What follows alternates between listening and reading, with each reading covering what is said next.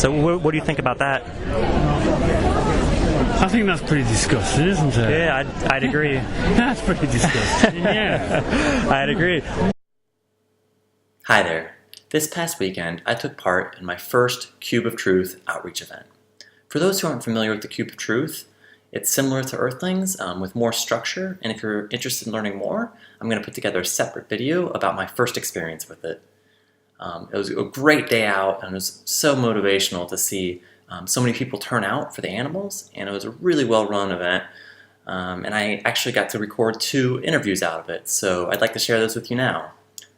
This is the second interview, and it was with a gentleman who was incredibly open, and I think we had a great dialogue throughout. So I'll add captions in where I think there's something relevant to consider.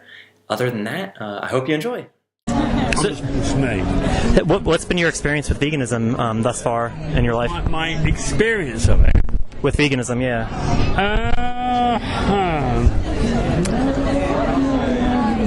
Mainly kind of like chatting to other people, chatting to other vegans. No personal experience at the moment. So what do you think about the philosophy of veganism to contribute the least harm? What do I think? What, sorry? What do you think about the idea behind veganism to contribute the least amount of harm? Well, that's unquestionably right. That's perfectly okay. That's perfectly acceptable. Yeah, I can appreciate that totally. So would you say there's a biological need for us to consume animals? A biological need to consume animals. That's a very good question. Specific nutrients or something along those lines? I think it's probably less to do with like a biological need and more to do with like social conditioning by society. Yeah. I think that's probably where most of this is coming from, about like the need to eat meat. Yeah, that's a great point. Do you think the industry conditions us and contributes to that? Certainly, yeah. Lots of kind of advertising. They put millions and millions of pounds into it like every year, so they're advertising it to make you think certain things are okay when they're not, and certain, so the whole thing's like distorted. Yeah. So if you, let's say you weren't eating meat or eating animals today, what would make you start eating meat? What if I wasn't eating it? Exactly. So if you look at it from the other side of it. Okay. If I wasn't eating, and what would make me? Yeah. What a brilliant question. I think it would probably be to do with advertising and being around other meat eaters, and then I think I would probably find myself being influenced by what I was seeing and hearing and probably smelling. Yeah. So you think just the social settings would just encourage you to kind of go along with the flow? I think I'm an exceedingly positive person. However, that's awesome. If I'm around lots of kind of like negative people for long enough, I can. It's a little bit like water dripping on a stone, right? And eventually it's going to start wearing the stone down. So it's probably the same with like meat, eating meat, and being a vegan or being a vegetarian. I think a lot of it is to do with like who you are around and how.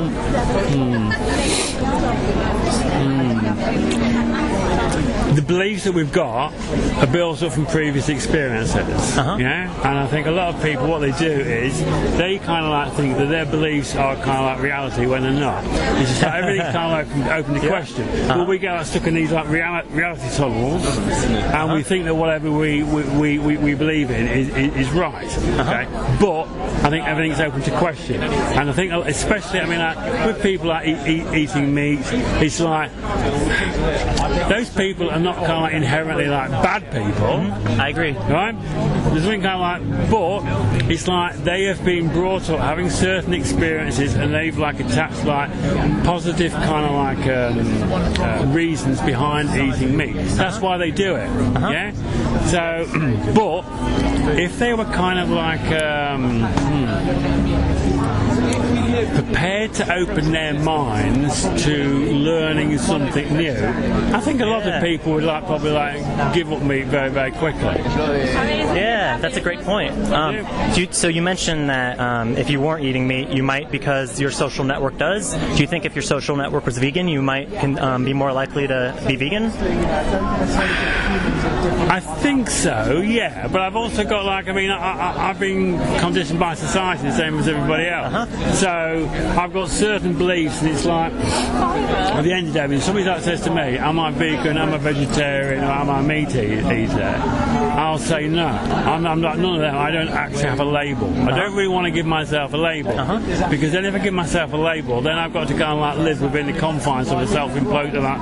So I'm kind of sticking my head, So I'm no. I'm well, if I want to do this, I'll do this. If I want to do that, I want to do that. So I am quite suspicious about any kind of label.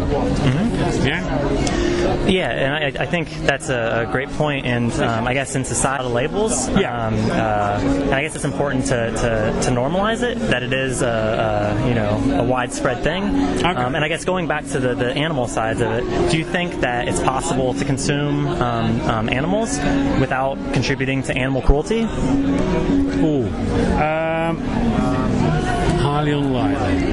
I appreciate the honest answer. Highly unlikely, yeah. Is it something you've given much thought to as far as when you buy a product that the input that it costs? No, because the thing is, like most people, I trot along to the supermarket and I see something all kind of neatly packaged, and it's probably been coloured in certain ways and it's presented a certain way. So what I see in the supermarket is a very, very kind of different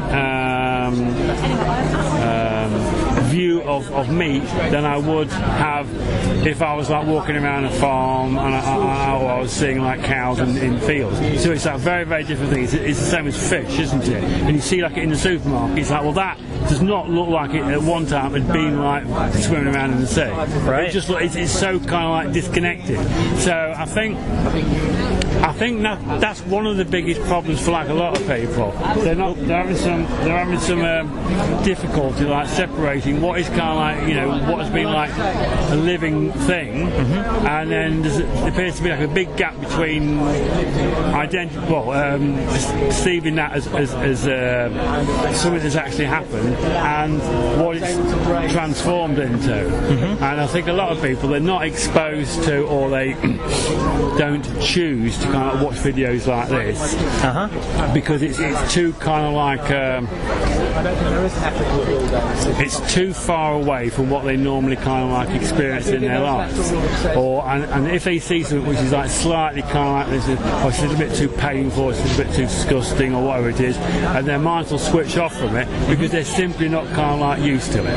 Yeah. So I think a lot of people, the minds go like that if it's something which they don't really want to kind of see.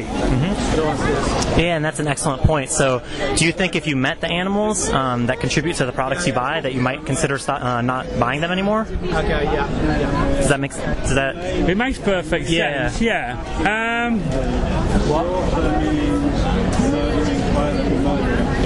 To be honest, I don't really know. It obviously get me thinking. My ex-girlfriend, she watches lots of kind of videos about cruelty to animals, and she shows me that. And she signs up and she gives to charity to dogs and cruelty to dogs in China and Korea and everything. And I don't want to watch the videos. Right? She's going she's like.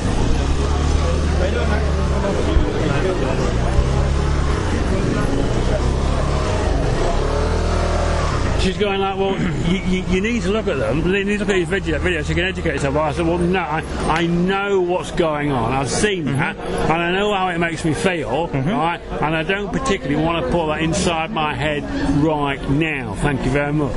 Yeah, that's a great point. I know for myself, I try to watch less footage because I do think there's a certain point where you've kind of seen it, and you know what's happening. Yeah. So I know what's going on. I've seen the videos, or even I'm reading the newspaper. And I mean, I'm quite comfortable kind of like sitting there reading about like a terrorist who's like blown up 50 people and everything, and it's like I can read that, but if I find like a story there's like one person who's like being cruel to like a little dog or something, I'm just kind of like, I don't really want to read it because it's too painful for me. Yeah. So even though I'm kind of like I eat meat at the moment, I am sensitive about what's going on. But I'm trying to kind of make, if I don't know, if I could find some alternatives to meat which look like meat and taste like meat, I mean, like, probably I would just kind of like switch. But I mean, like, I bought some what's it called? Well, I got some soya meat the other week, some soya chunks, right? And I thought, I'll make a few curries. And I made a meal, and some of it was like really, really like tasteless. I'm like, oh no, I can't do that. So then I'll go back to meat. Yeah, and that's a good point. I was speaking with the chef earlier, and we were talking about how the base component is less important, and how it's how you season it, and how you and you often season it with plants, herbs and a lot of those things. Yeah. Which is, as vegans, that's what we focus on is the plants. So you can still have things that taste really good, but it, just like with any recipe, they can go good and bad. So but there are, living in the UK right now, there's a massive boom.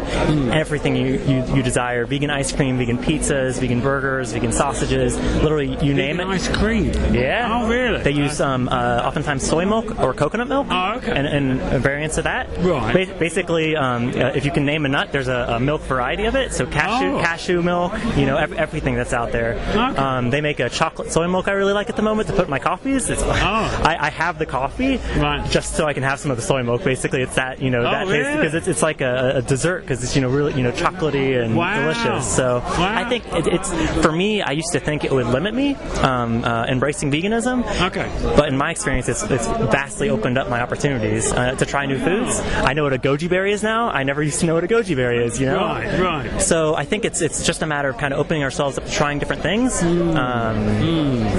It sounds like you've kind of considered some of these things, and that's great. I think like a lot of people, but I mean, I think most of it is kind of like social conditioning. I think like maybe the next generation are probably going to be like a lot more open-minded to it, and they're just going to like just fall into it, probably with like with less resistance, because they've been brought up in a different environment.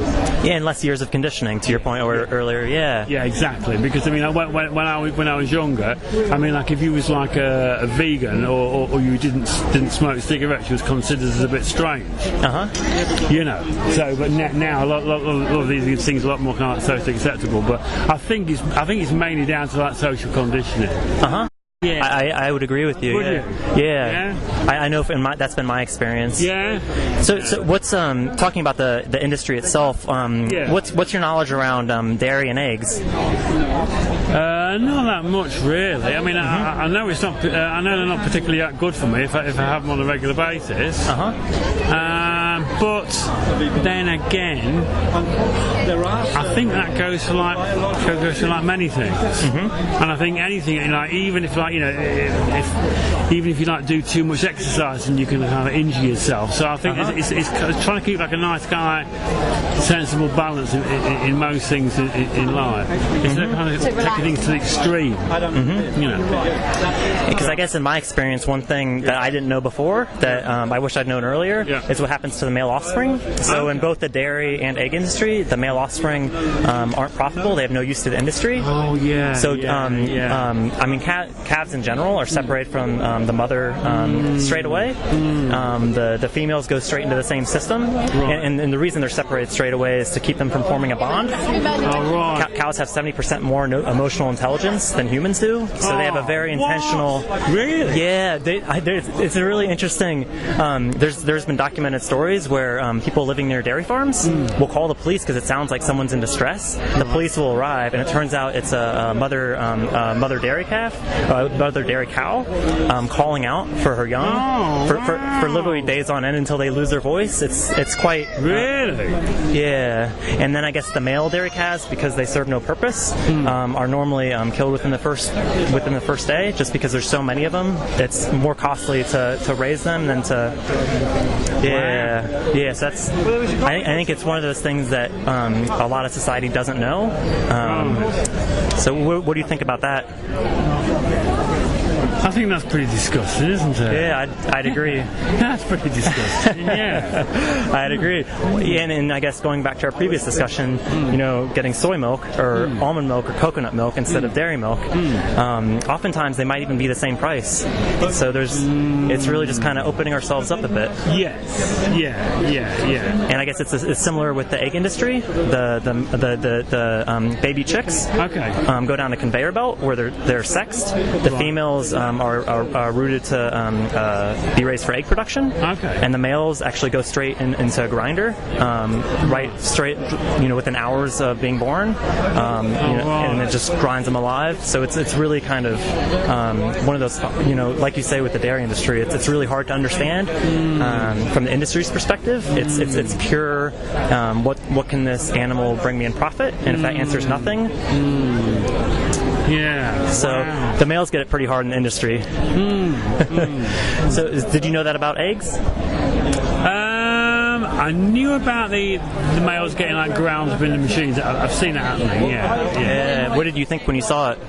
I just thought it was quite gross. Yeah, it was a gross thing to do. And like you say, it's all based around. I mean, it's like we're in a monetary system, and everything's kind of like geared to making a profit. And there's far more emphasis placed on money than considering animals' feelings. So. And I think if we put ourselves in the animal shoes, we'd probably make different decisions. So. Oh yeah, certainly, yeah. What was your name? Rob. I'm Jeremy. Okay, it's been Jeremy. really nice chatting with you. Let me give you a card, Rob. And thank you. What's on this card is some basic resources. So there's a resource section on this website. Yep.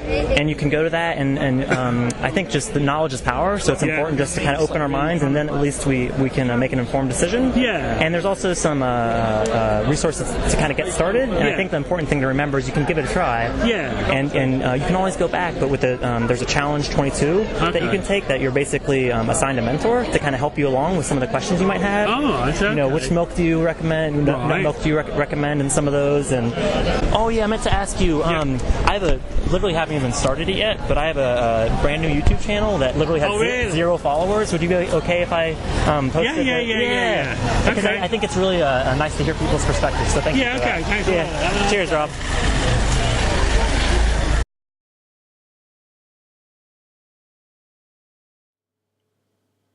Yeah, so that was the interview. There's a few things I'd like to highlight real quickly. The first is which stage the person's in. In my opinion, he was in the contemplation stage, meaning he's acknowledged there's some issues with animal agriculture, but not specifically acknowledged the need to change. So I started to focus on articulating why there is an issue, and then also started to suggest some alternatives that are out there. I think he was quite surprised to learn that so many foods we already know have a vegan alternative, which I think it's good to have that foundation as you're starting to move through things. And then I also focused a lot on Socrates-style questions to try to get him thinking, which we can't really force anyone to believe anything, but what we can do is help people think. So that's what that's all about. Lastly, I used a lot of, instead of saying no if I disagreed with something he said, or saying yes but, I really focused on saying yes and, which I find helps build a bridge from what he's saying into what I'm saying. So I feel it worked quite well in this instance. So if you have any thoughts, please let me know in the comments below if you think it worked well, if you think there's ways I can improve. I'm always looking for new ideas. So yeah, so this has been a lot of fun. So I look forward to seeing you in the next video. I've lived here for about 20 years, and the two best decisions I've ever made in my life were stopping smoking and moving to Brighton. The third might be trying veganism. Probably. Thank you very much, Rob. Okay, really appreciate your time. You have a good day. You too. Cheers. Take it easy.